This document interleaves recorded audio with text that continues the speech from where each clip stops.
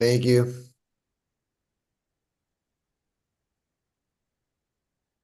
Jill, are you gonna do you want to run it or you want me to?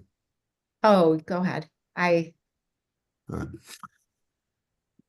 Just making sure. Kate, let us know too if we're all set. You guys are good to go. So I'll go Okay. ahead and do a quick introduction and okay. All right, everyone. Welcome to AAC in the Cloud 2024. I'm super excited to have Jill and Matthew presenting today. I'll let them go ahead and take it away. Hi, I'm Jill Senner, owner and director of Technology and Language Center. And I'm Matthew Baud, AT coordinator from Niles Township District for Special Education. Yeah, we're really excited to be here today. Thanks for joining us. Today, we're going to be talking about creating an interprofessional practice for AAC assessments in the schools. And just so you guys know, throughout today's presentation, we're going to talk about some different resources, including today's handouts. They're all in the free resources section on the Technology and Language website. We keep things there because we're constantly updating it, so it's a central location as you get new feature checklists. That's where we're going to have you guys go. So if you haven't signed up before, please do here. Just so you guys know, it might take up to 20 minutes to get some of the email that gives you the password to get in, but just check your spam folder and it will be there. Yeah, and just one quick thing, when you do get the password, you cannot copy and paste it, you just need to type it. But yeah, so just scroll down to the presentation handouts and you'll find today's handout there. Um, Joe, there's just some ways to connect with us throughout today. You can do it on X, on Instagram later on. If you're just looking for more resources, please. These are the different ways to connect with us going forward. yeah, And we'll show feel this free. again. Yeah, feel free to post, give us a shout out today. We'd love to see you. Okay, so just a couple of housekeeping things, disclosures.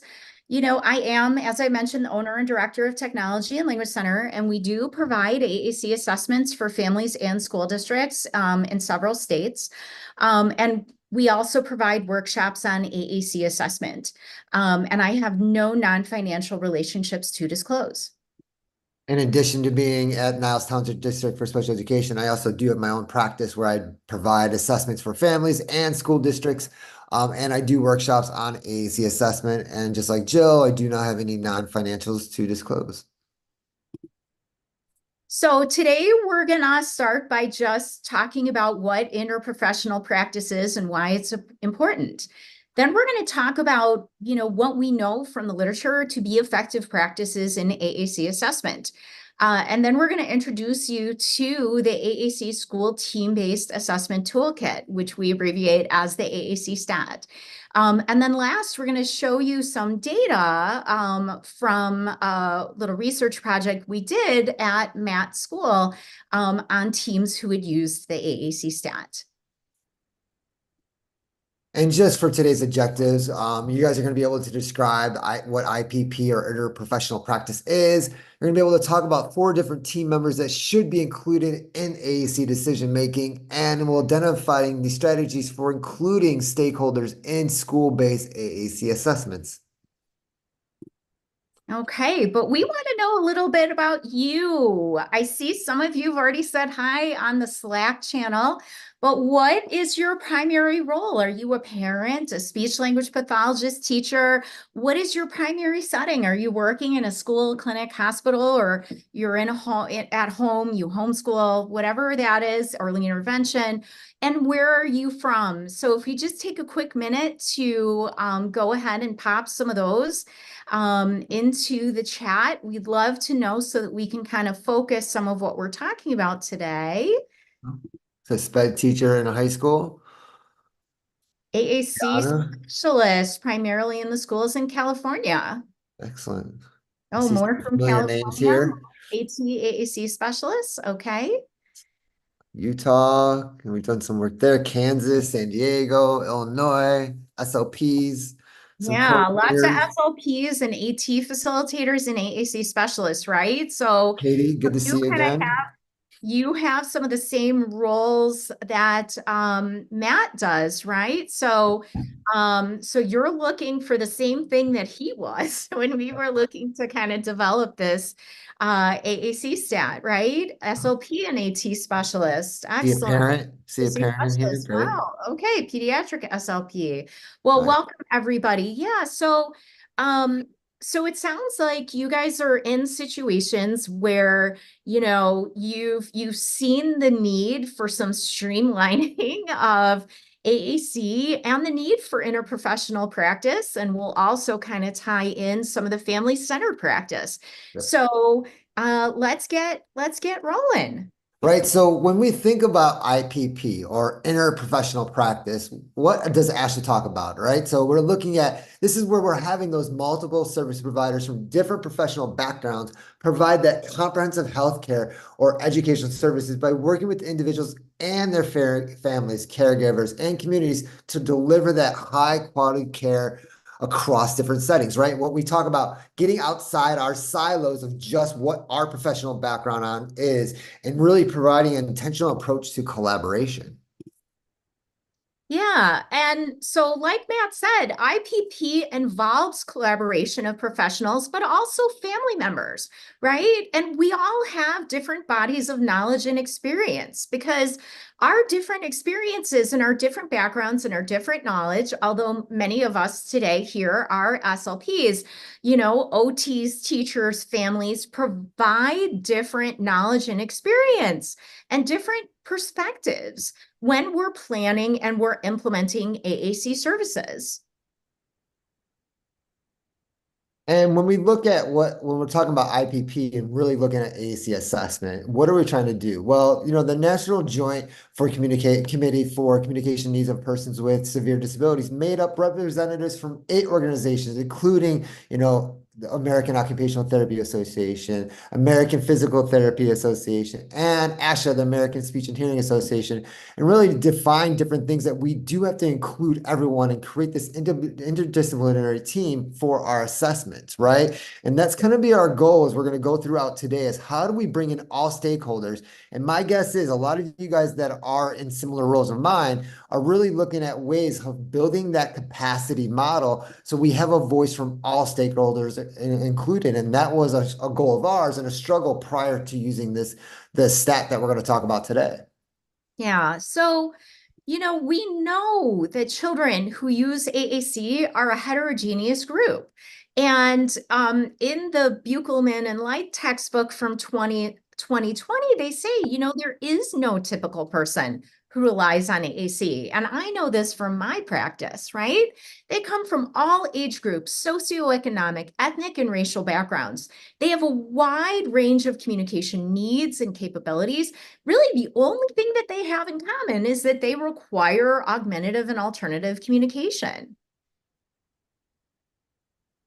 But why should we provide an assessment, right? We're knowing this piece, and a lot of different school districts do it in different ways. But when we really look at the purpose of an assessment, it's trying to find that system that works well for that individual with the complex communication need and their family, while ensuring the provision of a system that leads to that maximal determination for that child, right? We want to make sure we're going to avoid some of the things that we might find down the road, like abandonment that we're going to get into here. Yeah, and I really do just want to say, I'm just going to keep pointing out this, right? It includes the family. AAC for children includes the family. School-age children are part of a family unit, and so we can't exclude the family from decision-making. And there was actually a really great article recently, and I don't think we have a slide on it in here, from Kim and Soto. It's a brand new article from 2024, and they say that families often feel left out when a device suddenly appears in a school. They feel like they've kind of lost some of a voice in the process. And so I think it's super important for us to be able to think about that interprofessional practice, as far as it relates to schools, we absolutely have to consider families as part of the team. So selection of appropriate AAC system is also critical, because one of the things that we know is that when we have a device that's a poor fit for an individual, that we often have abandonment. So, and abandonment is simply just the discontinuation of use of a system when there is a remaining need. And so this is directly from the abandonment literature, that having a device that's not a right fit can lead to discontinuation of the device. And this is something just to remember, only 39% of families that use AAC systems introduced by an AAC for more than use the AAC system for more than 1 year. So again, the literature is telling us that sometimes when we're doing our assessments that we are having a poor fit. And just knowing what the important piece of a retention of a device is finding that good match to that individual student. Yeah. And so when we look at, again, why are we using this assessment? And when we're doing the comprehensive assessment and recommendation of AAC system, it's really critical. These are critical for us to have that success of intervention for our individuals with complex communication needs. Right. Yeah. We got to have the right system for it to work right. And, AAC is not one size fits all. I think we know that, right? What works well for Billy or Susie might not be appropriate for Jack or Caitlin. I see questions coming in social media oftentimes on some of the Facebook groups, for example, where, someone will ask a question, oh, what's your favorite device? And I'm thinking, well, it doesn't matter what my favorite device is. It matters what's a good fit for the individual, because each child has their own unique strengths and needs. And so there are literally dozens of apps, speech generating devices, low tech and no tech strategies that are available to help children who are unable to communicate effectively using their speech.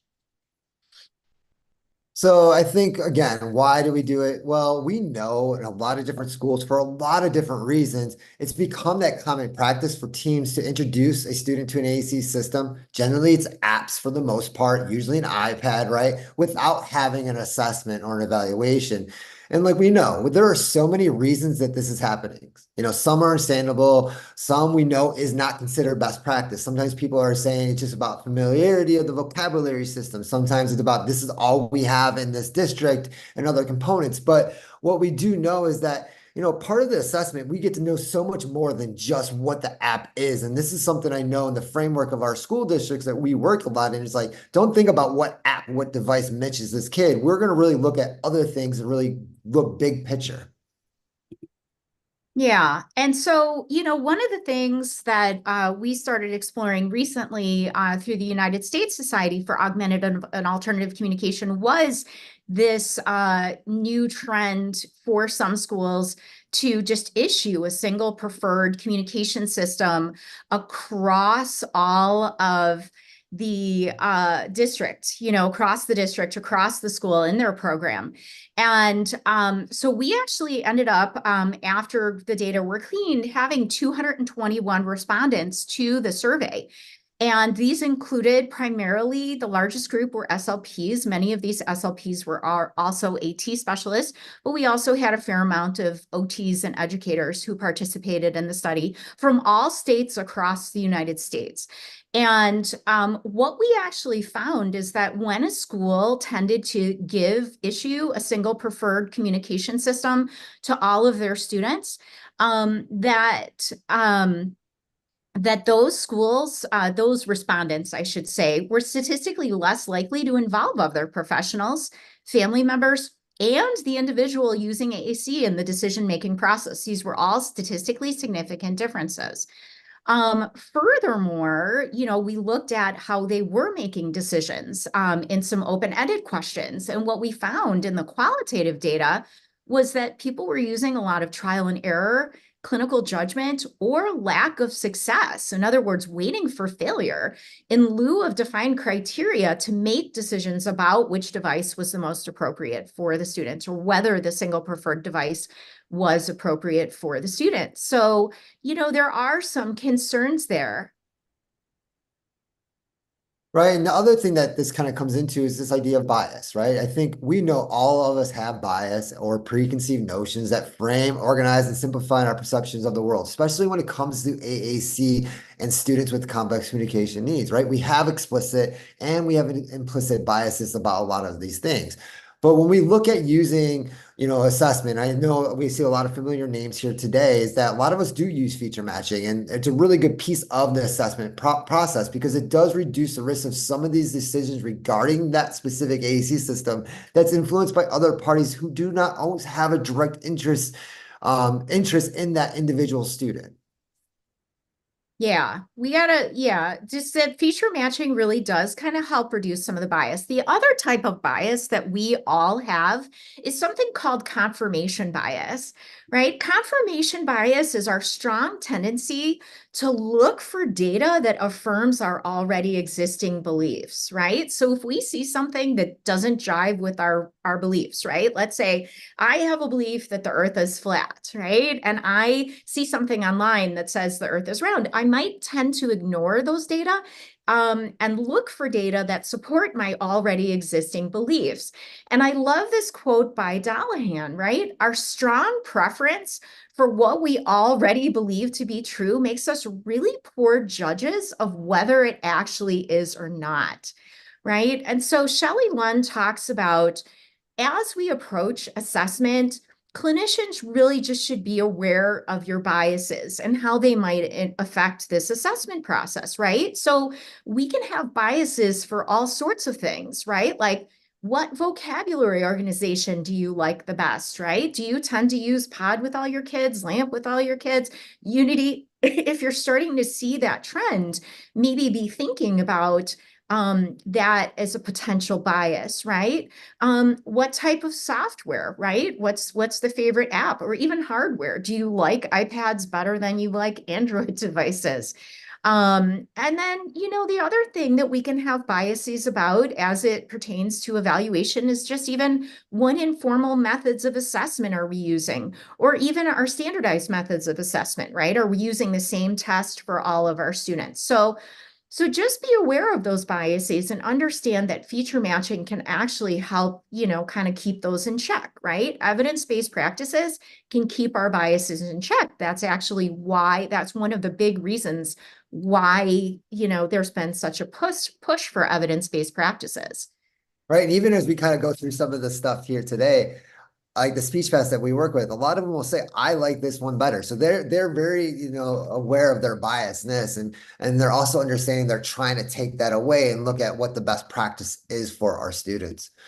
So when we think about our assessments, right, and just knowing that if we're really going to use these effective practices in assessment intervention, we have to have a collection of the team, right? Multidisciplinary team. But we also have to recognize that the importance of having that family-centered practice, bring the family into it. And I know when I first started in the district where I'm at now, so it's been about 15 plus years, using families and incorporating them throughout our assessment process was limited for a variety of reasons, language barriers and other pieces. We just didn't have a systematic process in there.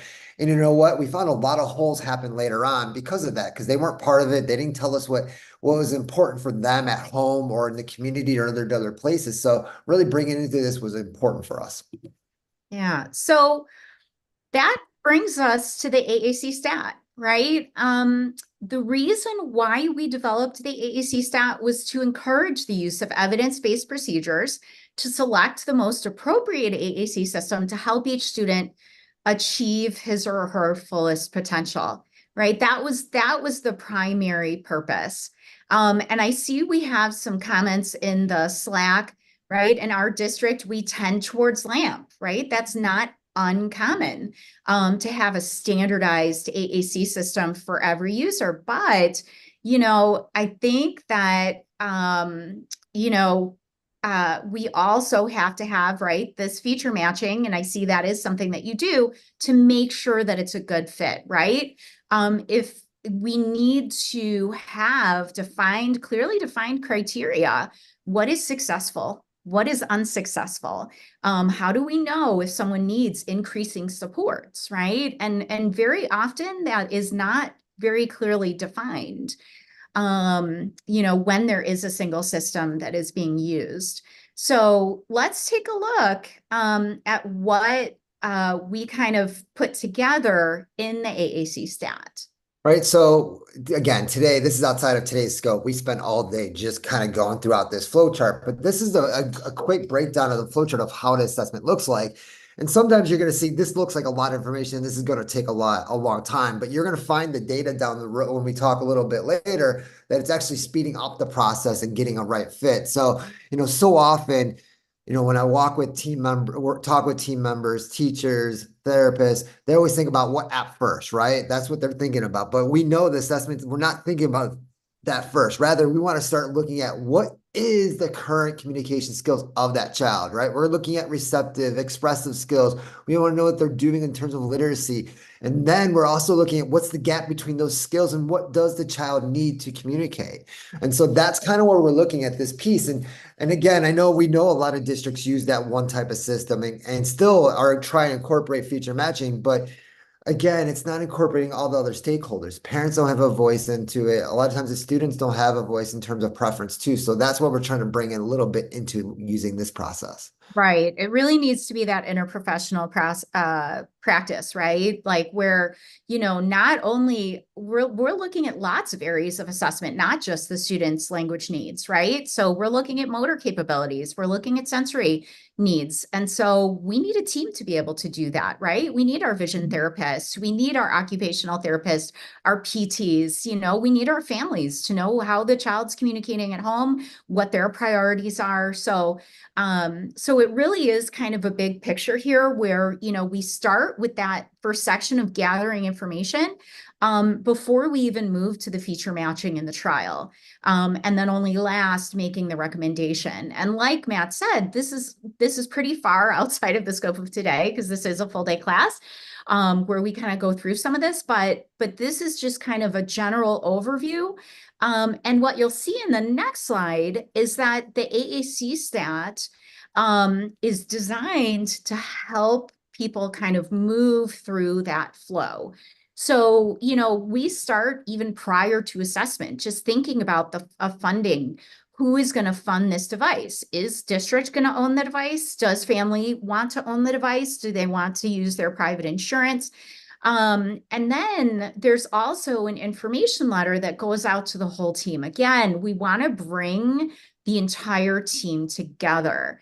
And Matt will talk a little bit about gathering information, but that also has tools to bring in every member of the team for this interprofessional practice. Yeah, and just like Jill was talking about, even the funding part, it's important for us. Like we're very overt now with all team members, right? We look at really identifying those core competencies in IPP, value and ethics, roles, responsibilities, teamwork, and interpersonal communication. And that's how these forms all kind of come together. And the funding part is important too, because think about us. And I know a lot of you guys are in districts the same way, is that we have 9 districts. You're going to kind of talk through that a little bit. And sometimes they move across the street and they're in a whole nother township. And so then we know some of the barriers in place with funding a device that's owned by a different district. So we do talk with families like, here's the options, right? Here's what we're required to do for IDEA, but here's the options too that we can go through. But when we really get into that gathering information, that's where we bring all the stakeholders. And I'm going to tell you right now, this is some of the most positive feedback that we're getting from team members in the schools, that they're like, we have a parent survey. Right? It's jargon free. It's just talking about what are the current things that they're using, what are things that they're hoping to do. This is how they're communicating. This is who understands them most at home and in this situation. And it's amazing to read through with the parents and write what they're saying. Like sometimes it's like they say a lot, but I don't know anything that they're saying. It's just those little simple things like, what's really important to me, something that's very portable that they can use in the community, right? Just getting that feedback, because that's going to help us figure out possible systems down the road. And then we have a team questionnaire. Has for different roles, again, kind of using that silo idea where we have a speech and language section. We have a motor section for the PT, an OT. We have a section for the teacher of visually impaired, if that's someone that's into it, the nurse, the psychologist, the teacher. And I'll tell you, the way we do it in our district it varies based on the team. And we'll kind of talk through that a little bit more. But sometimes, guess what? It's beautiful because they'll do it individual, but then they come together to talk about it, because the OT is going to have some really good insight about maybe how this child communicates differently in this situation. And so that's really where you'll get that back and forth. We have sometimes teams just do it together. We have to have team meetings twice a week for the most part.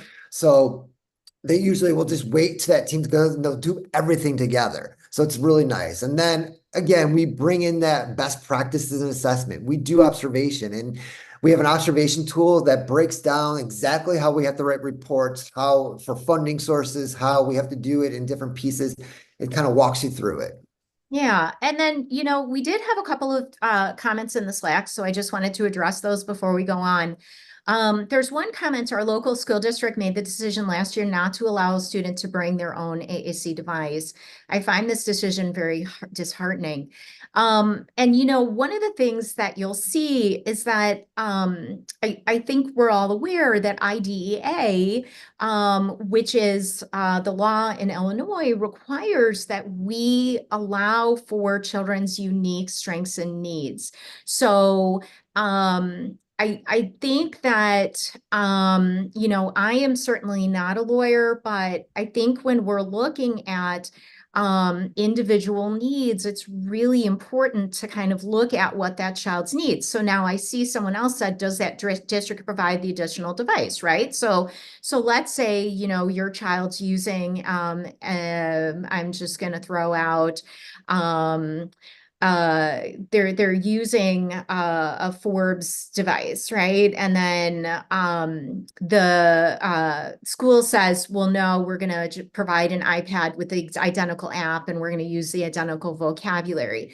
That may be adequate in some situations, but if they're saying they're going to take away a student's individualized device and then replace it with something that's universal across the school, then that could be problematic, right? So, you're saying it's one size fits all, and they will not allow a child to bring a device from home, even if it's a different device. So, See, yeah, yeah, and yeah. you know what? I think when you do the stat, that is a question I'll always bring up to the administrators, like, hey, this is the situation. It's a student-owned device. We feel it's a good fit based on the same data. We suggest to allow it, right? But then, of course, we got to maintain it and do all that support. But we do have that conversation with our administrators and superintendents, just so they're aware of it. If not, we will provide something that's very similar, if not the same, almost always. And Jill and I've had some students that we've shared that way. And so it kind of, it depends. But yeah, I can see that can be a barrier. Yeah, so I do want to kind of circle back to this, but we will address some more of this near the end if we do have time. We hope to leave some time for Q&A. I know we were running a little late today. So as far as feature matching and dynamic assessment, you'll see we have a free SGD feature checklist, which is available on our free resources on our website. So you guys have already, many of you have already been there. I'm just going to pop the link in the chat again to get the handout. The same place where you can find the handout, you can find our SGD feature checklist. It's also in the AAC stat. But then we also have a dynamic assessment summary. So when we're trying different devices with our students and we're changing some of these features, like, oh, I'm going to try masking it, or I'm going to try a key guard, or I'm going to try a hold time, or I'm going to try a different access method, we can check the different things that we were tweaking and the results of that in our dynamic assessments summary, because super, super important as well. And the benefits of that too for you guys as schools, and this is something Jill and I had a lot of conversations when we were putting this stuff together over several years. A lot of this stuff started prior, right? The checklist we did a long time ago, and we started adding different things throughout. But it's also a way to document. So if ever things do happen and there's a lawyer of like, all right, why did you just do this app? And why did you try this device? You can say, here are my notes on my dynamic assessment, right? This is what we noted. This is what we saw within our sessions. And then this is why we chose it. So it gives you that documentation, whether you're doing a funding source or it's just something you're just keeping in your records. It's very overt. And the beautiful thing for you guys that are in a kind of role like me, your speech paths are really good at doing this. The team members are really good at doing it as they kind of get supported without it. Yeah. So, the next step is trial and diagnostic therapy. We use the SGD feature checklist during our trial and diagnostic therapy as well. But again, we have checklists to allow teachers and parents to tell us what the child's interests are as well as their communicative opportunities so we know the most appropriate places to be doing this trial. Where are we going to be utilizing this device so that we can maximize student interests and opportunities? We also start looking at vocabulary customization. Our vocabulary customization tool is also free on our website. It's available in, I think, now 5 different languages. But we want to put on those meaningful and motivating things. Like if a child is really into, I'm just thinking about a friend of mine, Doc McStuffins, she has a page of all the different characters so she can tell stories about what happened in an episode. And then we have trial summaries for the school team, the parent, and the student. Because again, we want to get feedback from all of our stakeholders, from our OTs, our PTs, our speech, our teachers, our families, as well as the individual who's going to be using the AAC, him or herself. Yeah, and you're going to see some of these as we go forward. And then, we get the recommendation and plan. We do have report templates, whether it's for school reports, if it's for Medicaid and private insurance, we have the templates that kind of match everything. And the nice thing about the reports, everything you see in these forms, from the trial summary, the feature checklist, the dynamic assessment, on the teen questionnaire parent survey, all kind of has a really easy spot just to check boxes and enter. So it's a nice way to kind of bring it all together and keep things moving quickly. We know reports are hard to write and long, and this reduces the time all the time. Oh my gosh, yeah. Copy and paste from the team tool and It paste it right works. into the report. And that's fabulous. And we've been doing all the time. And sometimes we'll add just parts and bits into the present level performance. We have different ways we've been doing it. Here's the feature checklist that we were talking about. This was really, I would say, probably our first way of when we started taking a teaming tool in terms of AAC assessment that we made years ago, and we've been adjusting it. And this one's really good for all teams because, again, it's just not about the expert. You could talk through with the team, like, here's the access method. What are things you're seeing that they need to do? In terms of size of location, what are you thinking from the teacher visually impaired, vocabulary organization? So it does help you guys kind of think big picture, look at what are options maybe that you didn't consider. And then if you, at the bottom, when you're done doing this, you can list a number of devices that match those required features. Yeah. So also available as a free resource, free download on our website, is the tool for analysis of language and communication. It's a language sampling tool for multimodal communicators, but this is a way that we often collect data during trials. So we'll see what the child is able to communicate with different types of systems, how successful they are before getting a system and after getting a system, right? So success is how well did someone understand their message. And so that's just another tool that we also use and have integrated into the AAC stat. Yeah, I'll tell you, this is an initial for all our assessments. We do videos based on a number of different activities, usually based on the opportunities checklist. And then that's where our baseline is prior to introducing an AAC system. Then we'll use it during the trial. And then, of course, we'll use it after throughout the year. So it's one of those nice free tools that can be beneficial. Yeah, and really good for documenting progress, right? Love it. Documenting progress toward goals over time.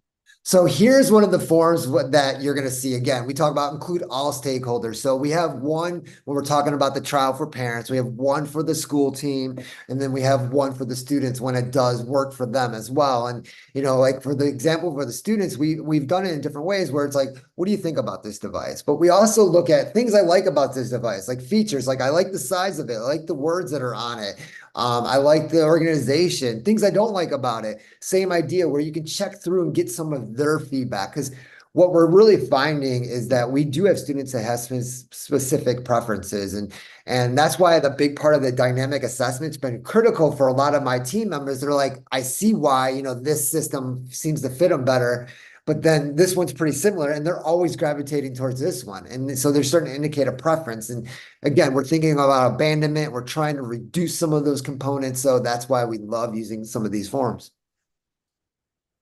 I think even the one for the team, it's really cool to have that input from a teacher and have the input from the paraprofessionals as well, just to get more information. All right, so kind of just breaking down how we've been doing this. So our background for me is that I work at Niles Township District for Special Education. It's a cooperative in the north suburbs of Cook County and kind of north of Chicago. I support 9 districts. Our co-op supports 9 districts. So you count the cooperative, I'm also 10. So my guess is a lot of you are on here are going, yeah, I'm in a role where I can't do it for every kid, right? I have too many students. Very similar. When I first started, the population of mountain using devices was much smaller. And we do know, and I started was before iPads. So getting systems where you're always going through the dedicated device route for the most part. So it was a lot harder, a lot longer sometimes. It just was as frequent. So my role in that piece is in there. I support that Chicago area. We have about 120 something thousand people in our area. It's not crazy huge, but it's still big enough where one person can't really do it. In terms of NTDSC, we do have our own instructional programs that really focus on low incidence. But then again, like I said, this tool has been used within the low incidence, but also within our districts that have kids that are included and in their own programming. Yeah, and I think it's super important to understand that, we know that, school caseloads are high, and that is one of the reasons why we did this, because Matt now is not the only one doing the assessments. And just a real quick thing there. So we had a question, how long are your trials with each device? So the dynamic assessment can be fast. The dynamic assessment might happen within an hour. We might be trying, mask, unmask, key guard, no key guard, use a stylus, don't use a stylus, whatever we're doing with the dynamic assessment. The trials, usually we trial the one device that seems like it is going to be the most appropriate. By the time we get to a trial, we want to know or have a really good idea that that's going to work well for a student, but we want to see it work across environments, not just, in a little room. And so usually, 4 or 5 weeks, depending on the source that we get the trial device through. Yeah, and for the dynamic assessment, like Jill said, sometimes it's one day. Other times we have had speech that, well, like, hey, I'm going to do it for my 20-minute session. This is the one based on the feature matching, and then my next session, I'm going to try it different. Again, the variability works on your child. There's not one way. But again, that brings us to this, is it was about consistency and just being very systematic in the approach, because everyone wanted to do things their own way. The speech paths all had a bias. We all do. Like, I like this one, and you would start to see what they wanted to kind of do. And I was also at the point where I can't do them all. Like, we have 200 plus, dynamic AAC device users, and we have way more that are using other modalities and methods too. And just for the last couple of years, we have about 50 to 70 new evals. Those are the formal evals that are pushing through. So there's probably even more going on. It kind of just varies. And throughout this past school year, the 2023-24, is when we really introduced the stat fully. Jill and I, like we said, we've been using bits and pieces throughout the last couple of years. The 22-23 school year, we started using like the team tool and observation. It was a way for us to kind of find some feedback, get feedback from the teams. What did they like? It was also a way for us to start introducing to the speech paths. And they were all like, I can do this by myself, right? In a systematic way. Exactly. So this past year, we did it with 9 SLPs plus myself. We served as assessment coordinator. This time I kind of supported all of them. But when we look at the 30 new assessments that were conducted just with the set alone, there was a handful, probably a big chunk that I didn't have to do anything for, which again, and then when I went back and looked at it, everything was done in really systematic format and was done in a nice, easy way. And teams are giving us that feedback that they like it. And so then afterwards, all the SLPs were asked to complete a questionnaire about their experiences. And we're going to kind of go through some of that data too. I guess is some of the same things in terms of timing that you guys have is something you're seeing too. Yeah, so there was just a question here. Do we have a particular kit that we use for dynamic assessment? Really, no, but in the AAC stat on the form, it gives you ideas of different variables that you can alter. It has things like, like I said, masking, no masking, key guard, control enhancers, key guard, activation delays, repeat delays, all those different things. So there are just little check boxes where you can kind of select if you think that there's, an issue that's occurring. So no, not anything like off the No. shelf. No, and there's also an open-ended section too, like right. I know like when I read back at my therapist notes, they'll even write how they responded to partner augmented input, how they responded at least the most prompting, communication temptation. So again, like we said, the assessment's really important because it drives intervention. So at least then they know how to kind of go forward through that. And that's another piece that I'm getting feedback, like because they're more part of it, they have more direction to give their teams on how to do the intervention component. So um, and I know we got a question here. Are you going to be sharing the stat with us? Yeah, so the documents that we demonstrated previously, the feature matching tool, Yeah. the language sampling, Vocabulary customization those are guide. all available, yeah, on the free resources page of the website. The complete AAC stat is available during our full day trainings because we really do go into a lot more detail on how Yeah. to use that. We're also trying to make sure we have fidelity, right? That people understand every aspect of it. We let you guys practice throughout it, so it's kind of it ties into that piece. Yeah. Definitely. Implementation fidelity, I feel like is huge, right? We want teams consistently using this so that it really does begin to start, being more automatic. But here were some of the questions that we asked, which were similar to the questions that were in the USAC study, right? I involved parents throughout the decision-making process.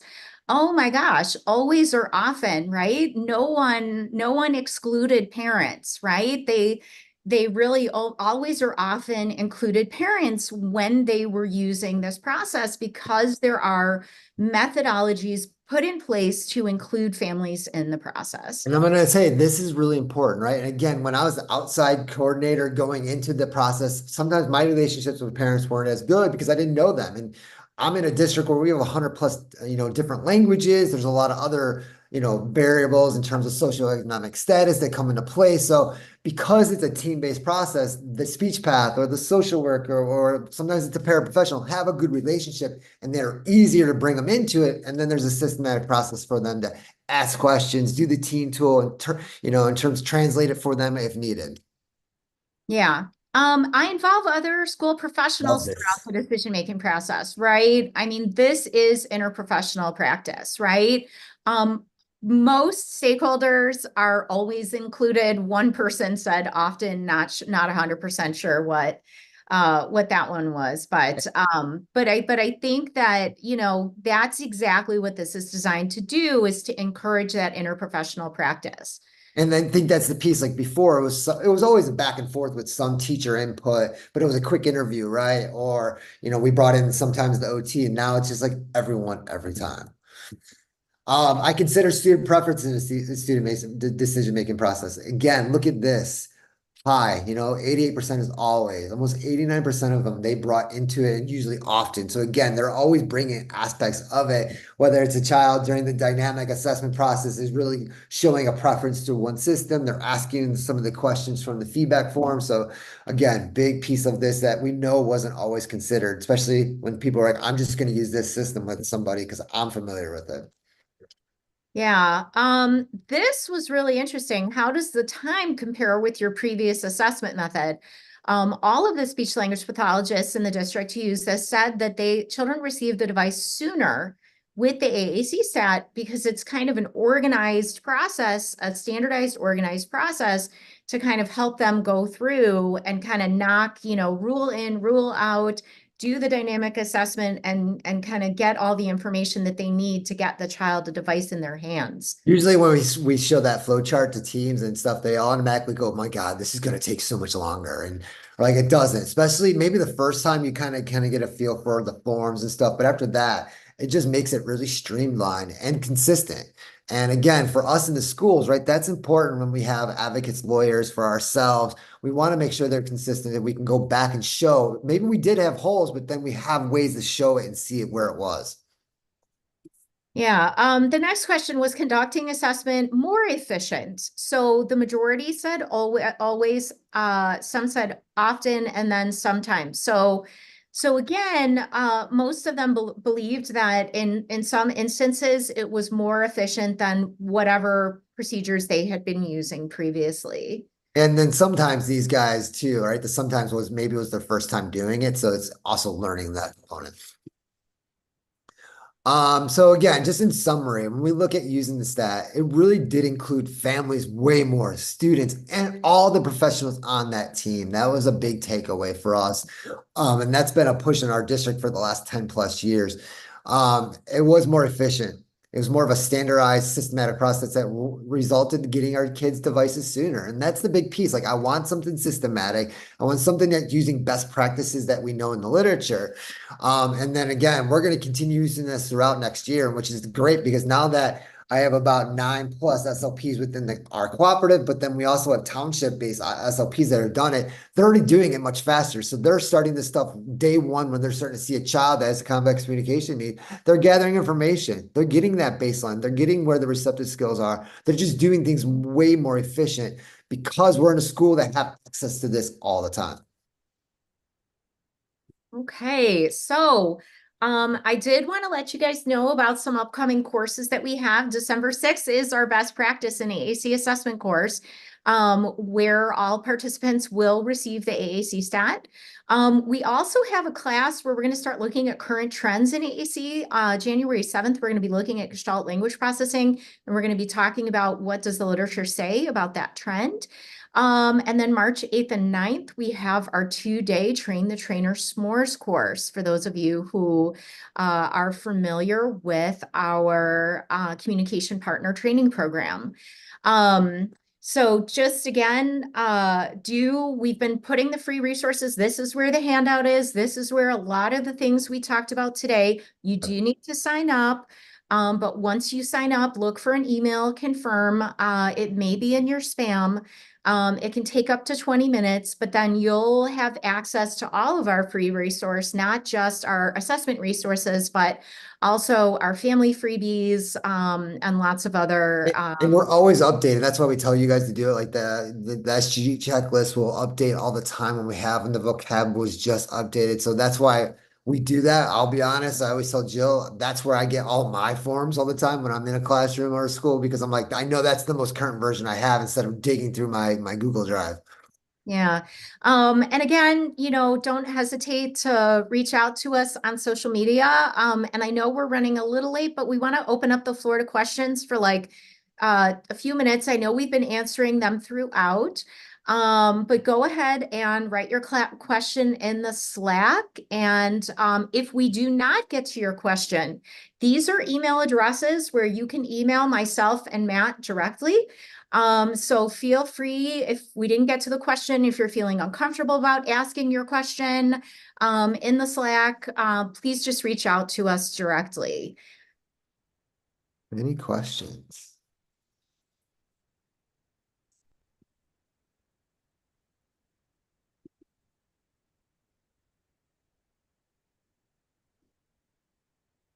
Shared questions above. Okay, well, I think we got to all the questions that were in the Slack, so I appreciate that. If we missed a question, let me know. I'm trying to go through. I don't see anything else. I Yeah, think you guys there's a caught lot. most of them. Yeah. There's a lot. There's a lot in the Slack here. And I'll add that link that you guys shared to the conference website so people can access it after the presentation. Thank you. Oh, I see one comment here. In the UK, I get 2 hours a week to support all students that need communication support in my special school. Getting access to any devices to trial is close to impossible. And Zoe, that's what I would say. Sometimes if you have all this information gathered, you can at least probably try to prep prior to that. Like, all right, I already did the feature checklist. I have gathered my information through a team tool. Here's the systems I know that we need to do some dynamic assessment for. Then you can try to do it. It might help. I know that's still a barrier. That's not a lot of time at all, but sometimes that'll at least help you go, I need this, this, and this for this week, please. And I also just want to say getting access to devices, there are numerous free communication books, boards, and even trial app downloads on manufacturer websites for a period of time. So, if you're thinking that you want to try something, you can always look and see if that's something that's available.